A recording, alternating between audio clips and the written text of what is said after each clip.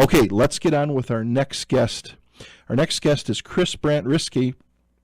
Kris is the executive director and a professional member of the American Federation of Astrologers, the oldest U.S. astrological organization founded in 1938.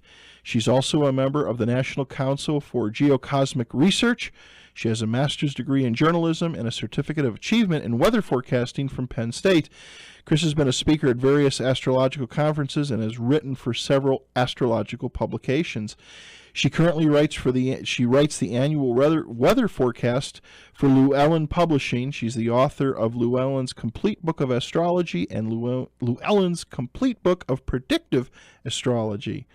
In addition to astrometeorology, she specializes in predictive astrology. Kris is an avid NASCAR fan and enjoys gardening and reading. Without any further delay, let's get her on the line. Kris, good evening. Welcome to Fringe Radio. Great to be here. It's an honor to have you here. Are you in a warm part of the country, I hope? Oh, I am. I'm in Arizona where there is never any weather.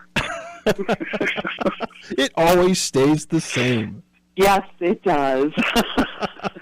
Hey, when it rains here, everyone stands outside and says, there's water falling out of the sky. Well, it does. It gets a little bit cool in the winter months, and then it kind of goes back to, burn the paint off your car heat. Exactly. And we actually tried to fry the egg on the sidewalk once, and it worked. I bet. I used to travel from Salt Lake to Phoenix with one of my past employers, the Glendale area, and I'll tell you, they say the heat in Vegas is bad. Go down to Phoenix and check out summertime there. Uh-huh. And another thing that I don't know if it's a standing joke, but I know you guys got those olive trees all over the place that can withstand the heat. Yeah. Don't ever eat those olives. No, those olives are horrible. I have them in my yard. They just get thrown out. But I'll tell you what, you guys have the best. I have family that lives down there, and they have lemon trees or bushes. Those lemons are so sweet. You can pull them off the vine and eat them. Just the best. They're fabulous. So are the oranges. They are. Yes. They are. Yes. Anyway, Kris, I want to thank you so much for giving us some time tonight. I read a little bit of your bio. I found what you're doing is very interesting. How about you give a little bit of the backstory to the listeners and bring them up to speed? Well, I would say my interest in weather started at a very young age when my mother, who was just crazy about weather, decided that her kids were not going to be afraid of thunderstorms. And so she parked us in front of the window and said, oh, look how gorgeous this is, et cetera, et cetera. Uh-huh. So I kind of went along with what Mom said, and the other kids were terrified of them, and I was saying, when's the next one? I grew up in Chicago where there are lots of thunderstorms. So did I. I'm a native Chicagoan. Where'd you grow up? In Hinsdale. Oh, I grew up in Oak Forest. Okay. And so you know what those thunderstorms are like there. They're beautiful. Yeah, until the sky turns green and them sirens go off. Oh, yeah. And then you hope that we won't have any tornadoes. But actually, this summer, I went on a storm chasing tour. Wow. And actually saw one. A tornado? Yes. And it was fabulous. I could, just a little side story. When I moved here, I lived in Chicago my whole life. The sirens went off. We heard the sirens. We went down into the basement, into the bathroom sometime. And would you believe I never saw a funnel cloud or a tornado, but when I got here to Salt Lake in 1999, one came right through the heart of the city. No way. The 99. We had an F2 border on an F3. I was out at lunchtime with a coworker, and I said, his name was Bob. He's no longer with us. But I said, there's something weird looking about these clouds. They shouldn't be rotating and turning. Like they look like a circular saw blade turning. And next thing I know, you always see these pictures. When you're up close tornado, you don't see anything. But when we saw the power lines exploding out over the expressway, I thought, well, there's got to be something there. So, yeah, in all the years of being a Chicagoan, never saw it. Saw the sky turn green and purple, as you know. and here one touches down right in front of us in the city. Wow. Yeah. Yeah, they're incredible. They are. Really incredible. Yeah, well, I didn't get enough the first time, so I'm going again next year. So did you? Yeah.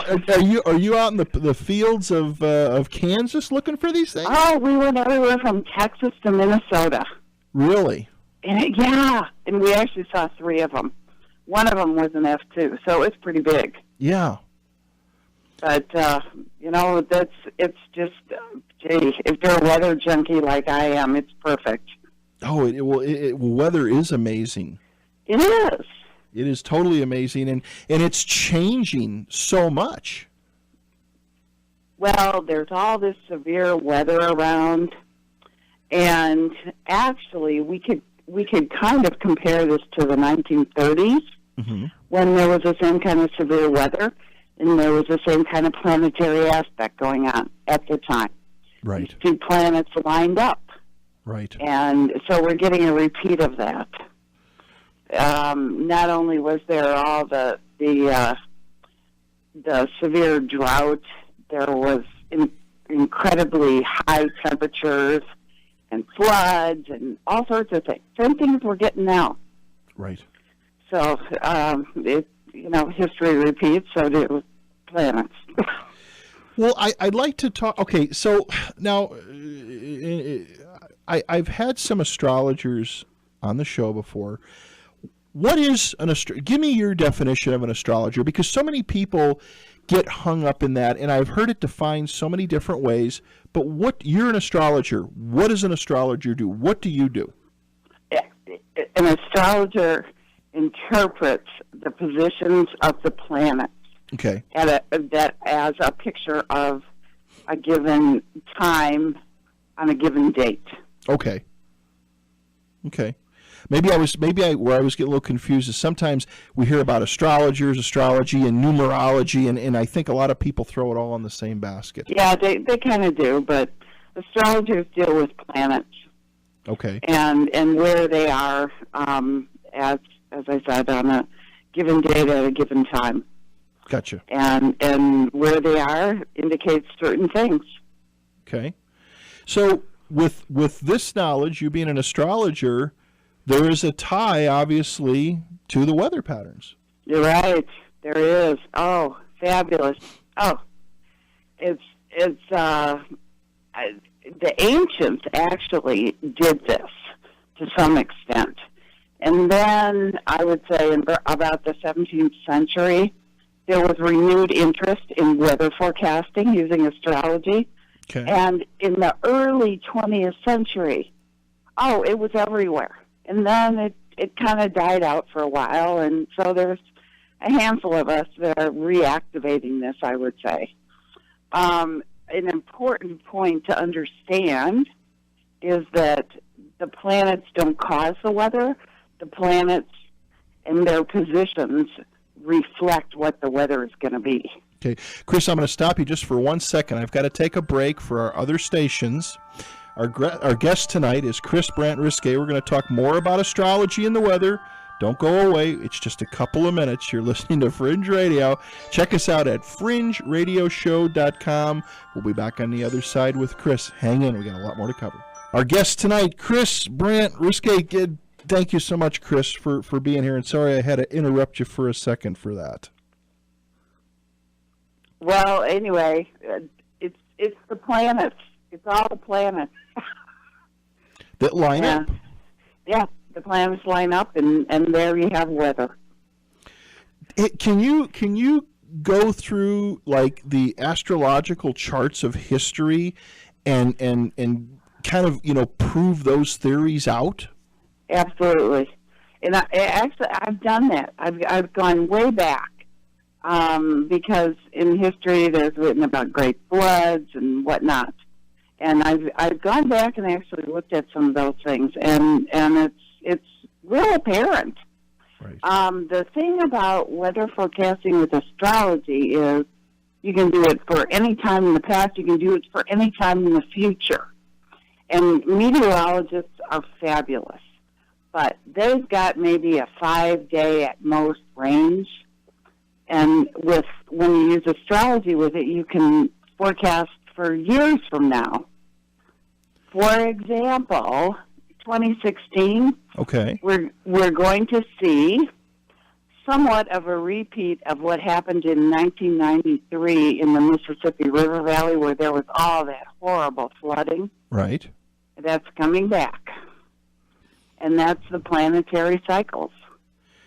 What do you say, Kris, when people talk about global warming and all this stuff? I'm not really a fan of global warming.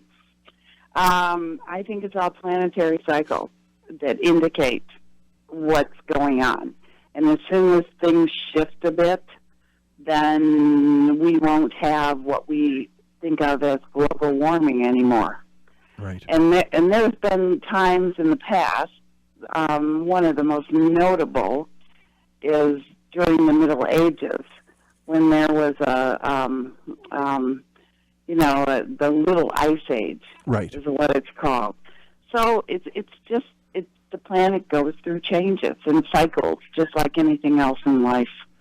Do you believe that, like right now, people saying, well, the polar ice caps are melting, the weather patterns are changing. Do you believe, Kris, that this has all probably happened a couple of times before and we're just here to experience it? I do. I think that the Earth is constantly going through changes. And this one, too, will run its course, and then people will think, well, what happened? Now it's different. Right. And weather changes. Weather is a constantly evolving thing. It's never the same day to day unless you live in Phoenix. It doesn't change much there, that's for sure. Yeah. It's kind of like San Diego's the same way too, isn't it? It's pretty much 72 degrees no matter when you get there or leave. It is, yeah. Of course, now California's having that great big drought. Yeah. And that's probably going to go on for a while. Well, let's talk about that, because that was in your talking points. Well, is that something that you've done research on, and this is something that has occurred in the past? It has in various places.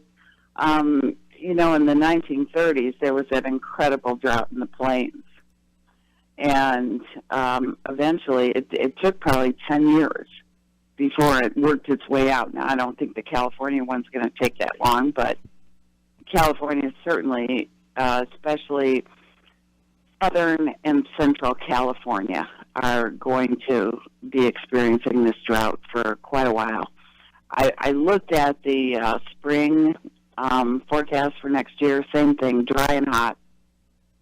Really? So there's no relief in sight. But now what about some of the areas there right now that are going through the floods? Well, it's more Northern California that's getting that, Northern California, and then up into Oregon and Washington, whereas Central and Southern California are overall dry. But even when there's a drought, there's still rain or still precipitation. It's just far below what the average is.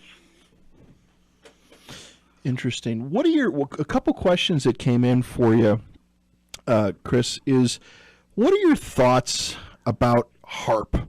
The people talk about HAARP was designed to modify weather patterns. What do you think about that? Well, I don't think that's really too feasible.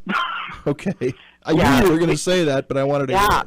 I mean, because what an astrologer who does weather forecasting does is looks at the positions of the planets, and they are what they are. And one of the things that I kind of laugh about is when you're doing an interpretation of a person's horoscope, well, that person has free will. And they can decide to do whatever they want to, but there is no such thing with weather. It is what it is. Right. And it is going to be what it is. Are there things that can change? I mean, now maybe let's not talk global warming, but I mean, as an example, when I moved out here to Salt Lake City 20-some years ago, I bought my home up on the far well, now it's the area is all built up, but I bought my house pretty much in a desert type climate. There was not many other homes around, not many trees, and we use the evaporative cooling up here except for when the humidity rises. And for many years, the humidity stayed low. And I'm not a weather person by any means, but the evaporative cooling worked well. Now, as more homes came in, more trees went in, more lawns went in, it got lusher and greener. The evaporative cooling systems just don't work as well because the humidity has risen so much. Obviously, that's because population came to kind of an arid area. Right. Okay, that's more of a surface indication rather than a big picture weather indication. Okay. Makes sense. What about the Farmers Almanac? I've looked at it from time to time, and I think they must use astrology or something like it to do their forecast, but I say that astrology, if you only use astrology and then on a shorter term mix it with meteorology, you're going to have a much more accurate forecast than what they're doing in the Farmers Almanac. They would do well to have an astrologer on their staff. Right. But they're probably using something like that, although nobody knows, and nobody's been able to find out. Yeah. And it's a big question mark among all of us. We'd love to know exactly how they do it. And because they're pretty spot on. Yeah, they do pretty well. Sometimes they're way off, but it's easy to be way off. And again, with this, I say, well, the astrologer is wrong. The Farmers Almanac people are wrong because the planets are right. It's our interpretation. But I do this annual forecast for Llewellyn's Moontime book. Okay. And it has a forecast for every week for every area of the United States, including Alaska and Hawaii. And it's real.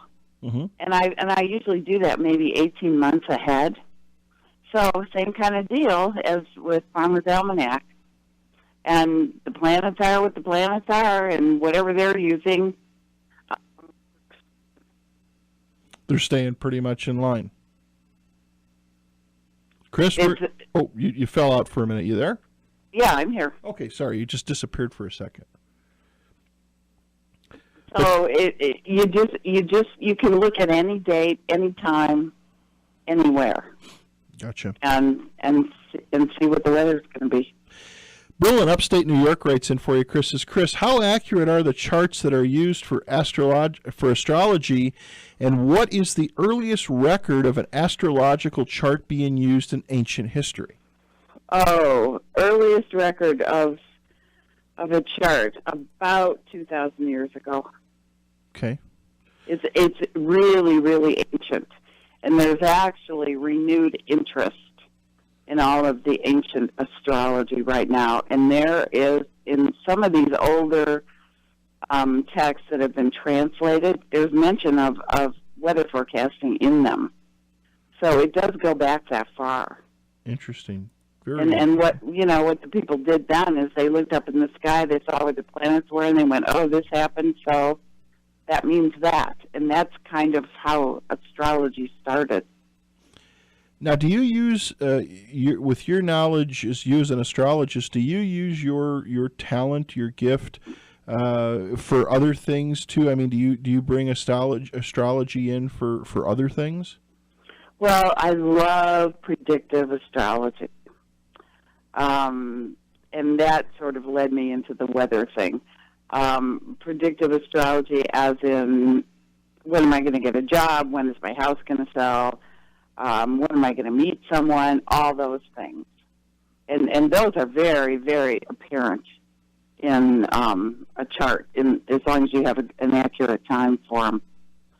They really show up very well. And they're pretty spot on, huh? Oh, yeah. Yeah, exactly. They are.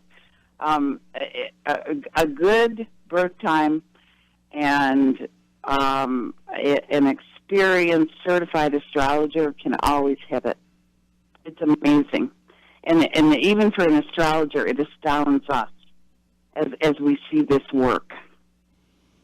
Really? And, of course, nobody has any clue how it works, but it does. That's... I mean, really, it makes logically it makes no sense, right? Right. Yeah, but it works. But it's kind of like an algebra equation. I mean, it at the end of the day, it's gonna work. Yeah, it does. I mean, you can predict when someone's going to move and when they're going to get a new job, whatever. Interesting. Yeah. Same thing as when it's going to rain, when it's going to snow, when we're going to have tornadoes. What about these in your talking points? This brought up something too. Tornadoes in March. I mean, it seems like every year these things are popping up a little bit earlier. Yeah. Well, depends on how warm it is.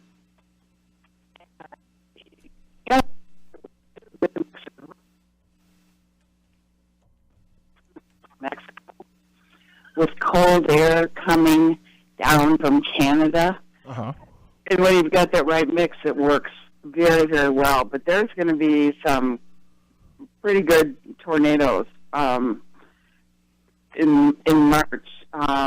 Probably mostly, I would say, in the mid-Atlantic states, North, South Carolina, Georgia, over in there. They're going to be memorable.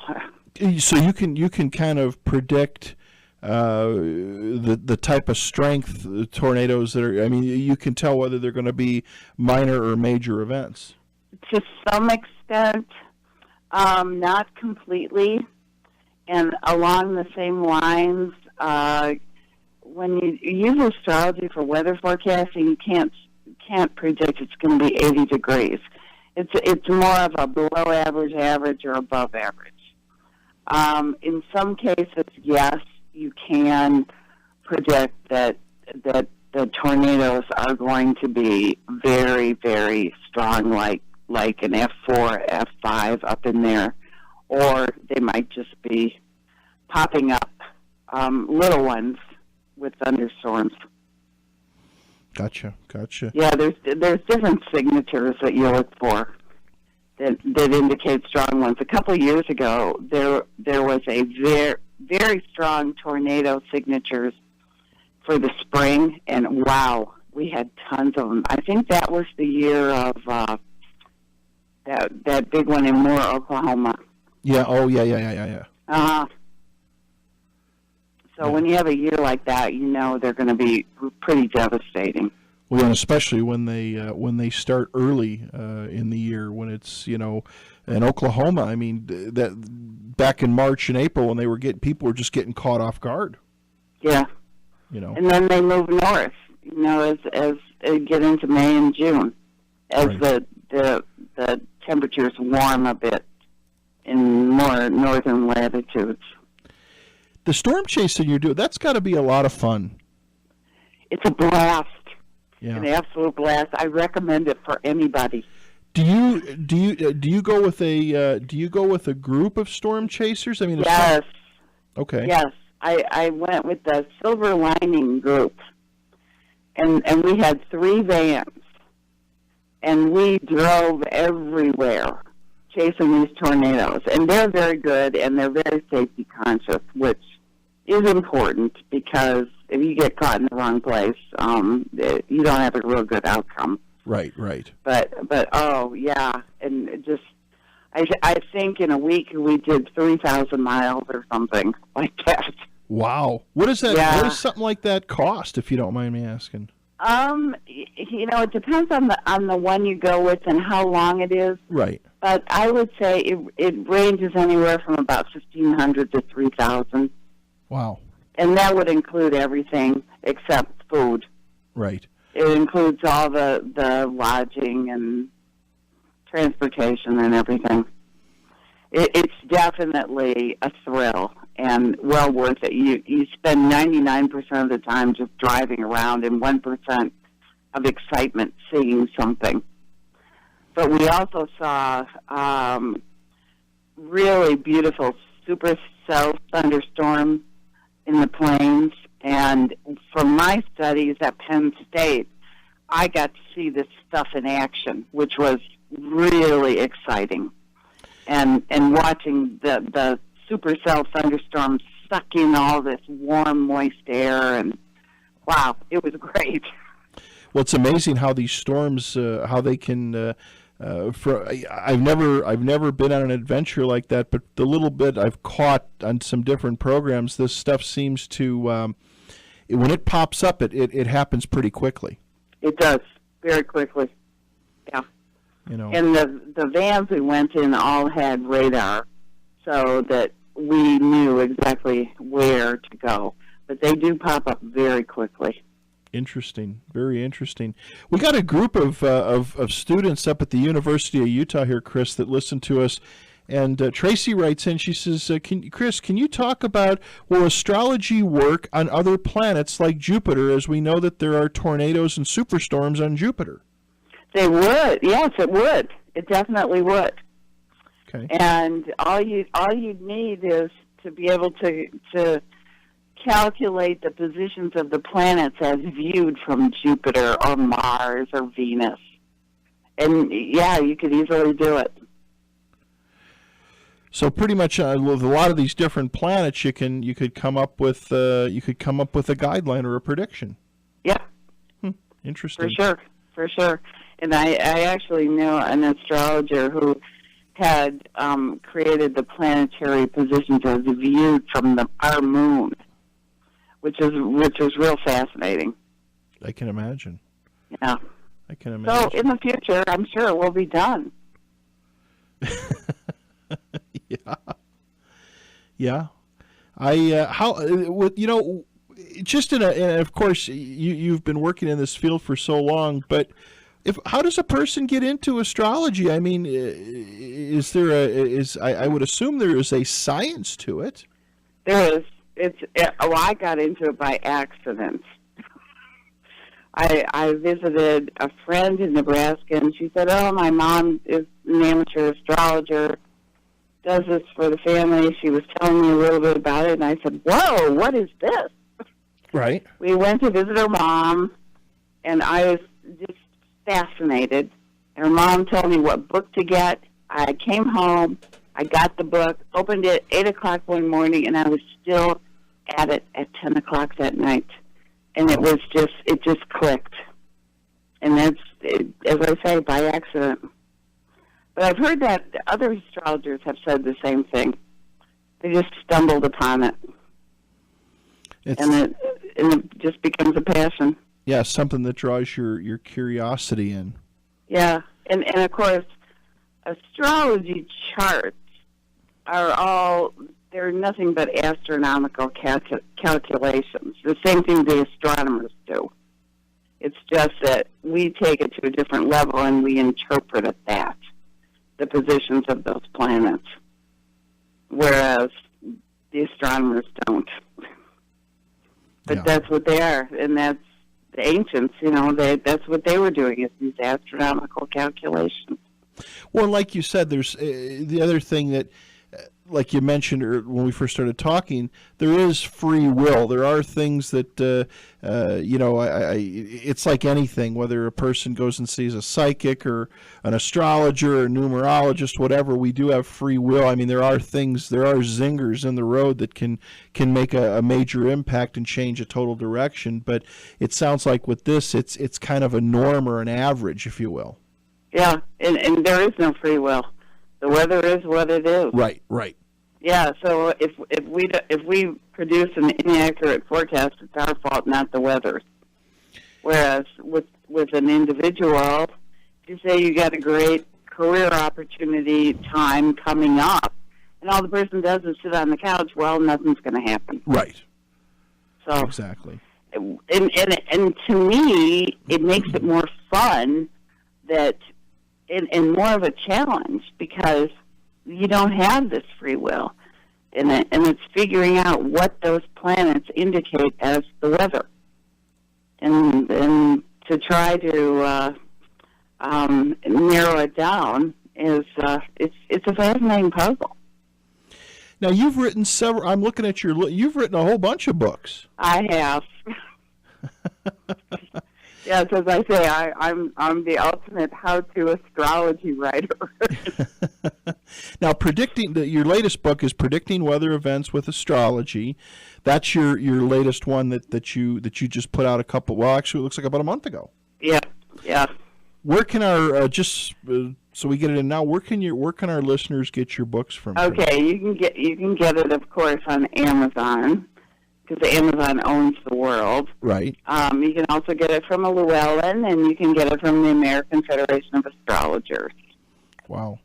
Be a fun book. I mean, just I don't mean that in a slight way. I mean, people who have interest in this, it'd be worth them to get your books and try to make some try to draw some conclusions or past results to prove that to prove it out.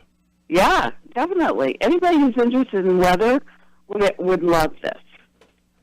And it's probably good to get a little basic understanding of astrology and the terminology before delving into weather, but that's easily done with my Llewellyn's Complete Book of Astrology, because that's got all the basics in it. With your event, with your weather event prediction, can you narrow it down to the day, the time, or is it more of a period, if you will? Well, you can. It's a lot of work, though. But in September, there was a conference here where I was doing a presentation, and we knew that it was going to rain that day. And it was very easy to spot in the chart what time exactly that rain would start, and that's when it started. And it really worked. But I have to say, from my meteorology experience, that the daily stuff and the timing like that, meteorology does the best job. Right.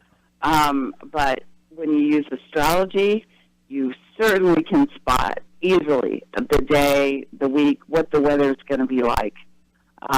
When you want to, for example, schedule a trip, are you going to be sitting in some airport forever?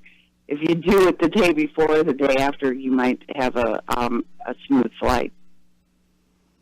So, and then the seasons too are good. And I kind of work with a farmer in Illinois, and the seasons are very important to those people. Sure. And what it's going to be like, yeah.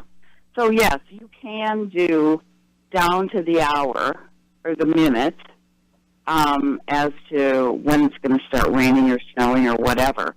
But it's so much easier just to go and look at some of these top-notch meteorology sites for that kind of information, and radar and whatnot.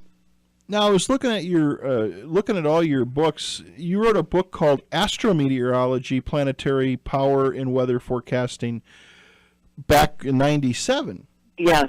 Yeah, I started this a long time ago. And that was my first book and my first jump into this. And I've learned a lot since then, and so the latest one has quite a bit more information in it. So the first one was just kind of a head start in.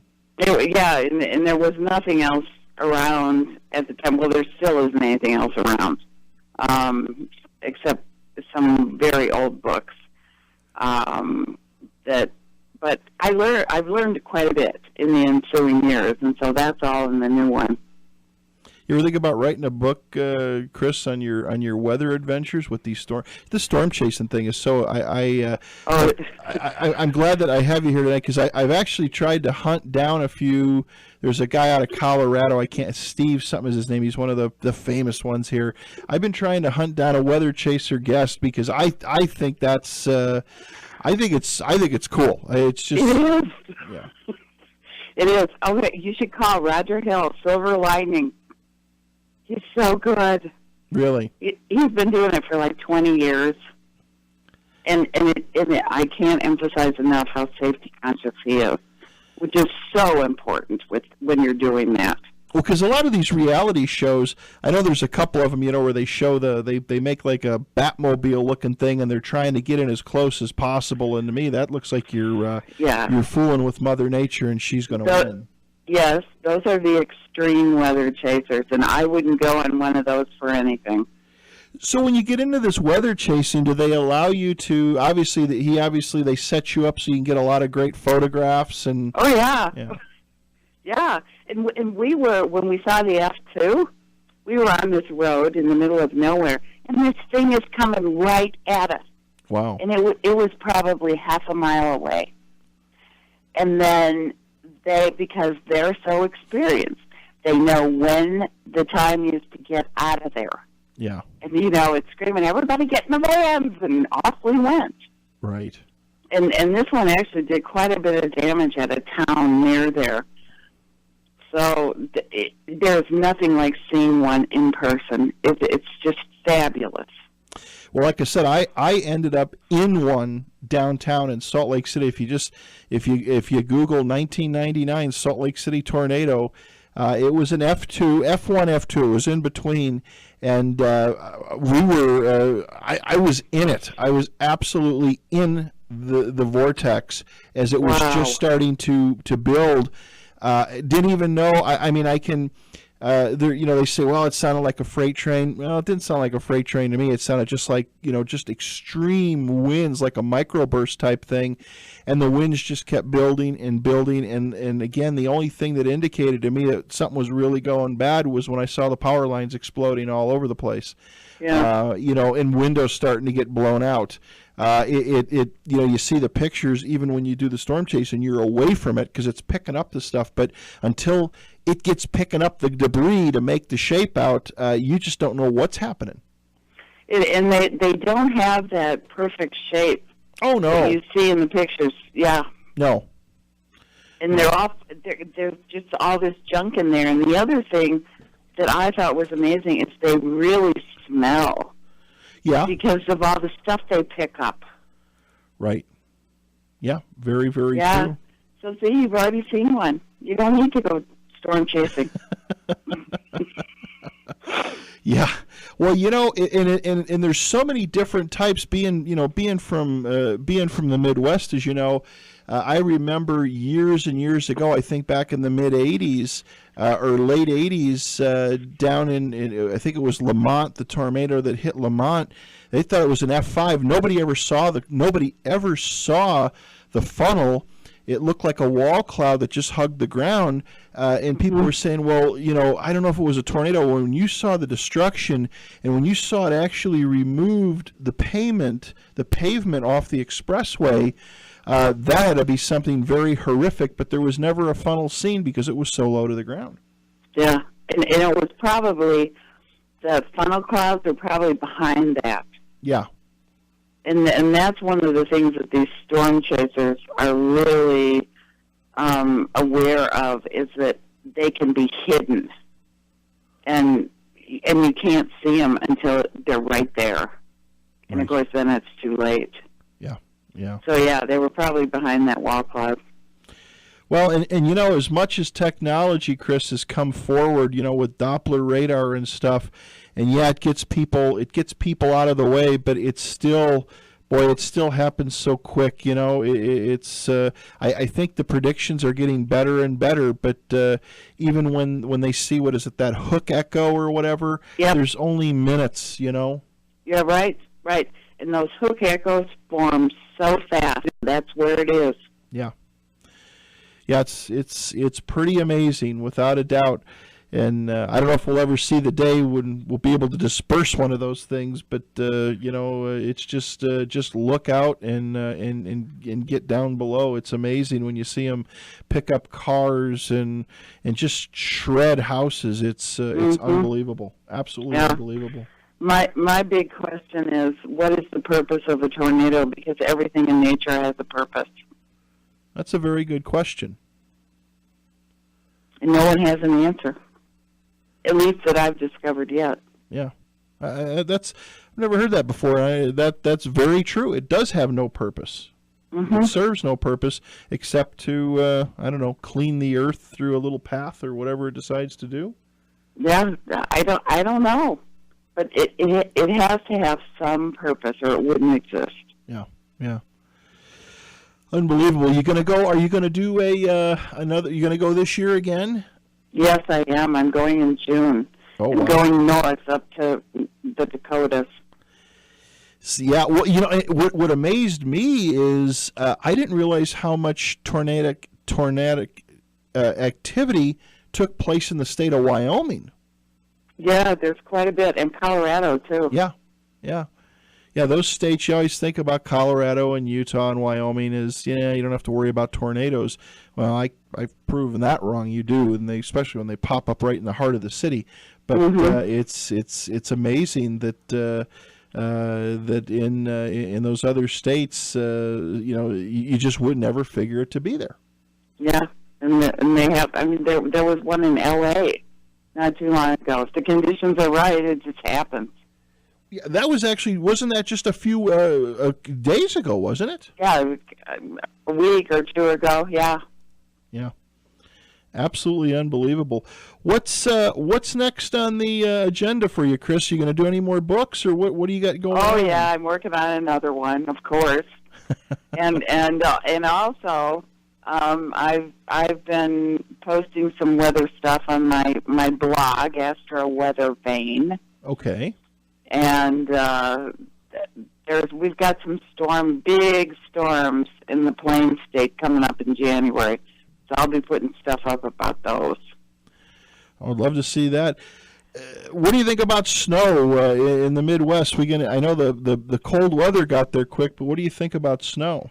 Well, I think that the Central Plains especially are just going to be inundated this winter. Huh. They're going to get piles and piles of it. The planet Neptune is very prominent there, and Neptune is associated with water. And wherever you see Neptune, there's lots of precipitation. What do you think about up in our area here? What do you think about Utah? I would say probably a little on the dry side, a little on the warm side, but you'll get some precipitation. Well, it's been it was literally like summer here until yesterday. And we're supposed to be back in the 50s. We're supposed to be back in the 50s on Monday or Tuesday, and then a chance of snow. But they're showing high 40s for the next couple of weeks. Just nothing. Yeah. The western third of the U.S. below about maybe 40 degrees north which is like Northern California in there. All of that whole part of the country is going to be basically dry and above average temperatures all winter, while everybody else gets tons of precipitation and cold. Wow. Well, we could use more. We could use more mountain snow, that's for sure. Kris, the hour went way too quick. I want to thank you for taking your time to be here with us tonight. Again, Kris's book, Predicting Weather Events with Astrology. Go take a look at it. It was an honor to have you here. I want to wish you and your family a very, very happy holiday and Merry Christmas. And again, thanks for giving us some time. And the same to you, and I enjoyed it immensely. Okay, my friend, take care. Let's stay in touch. Okay. Okay, Kris, have a good night. All righty. Bye-bye. Bye-bye.